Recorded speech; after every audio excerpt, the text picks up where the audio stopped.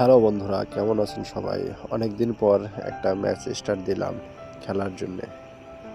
ম্যাচটা স্টার্ট দিলাম এই কারণে পুরানা কিছু দিনের কথা মনে পড়লো। আগে যখন আমরা এইরকমভাবে মানুষের ভিডিওতে দেখতাম যে কত সুন্দরভাবে তারা Got গেম a gun! খেলছে। B2K, তারপর BNL, লোকেশ গেমার, আজ্জু ভাই, এদের গেম দেখতে দেখতেই আমরা গেম খেলা শিখেছি। আর এই গাড়ির স্কিন এইটা চালাতো B2K এই গাড়িটা চালায়া এনিমি খুঁজে খুঁজে মারত। আর এই গাড়ির স্কিনটা নেওয়ার জন্য ওই সময় আমরা স্বপ্ন দেখতাম, আসতো না। আর যদিও কোনো ইভেন্টে আসতো তাহলে ডায়মন্ড লাগতো প্রায় 800-র মতন। আর ওই সময়কার 800 ডায়মন্ড দিয়ে একটা গাড়ির স্কিন নেওয়া মানে অনেক কিছু। ওই সময় তো ডায়মন্ড টপ আপই বুঝতাম না, তো কি নিব এই গাড়ির স্কিন।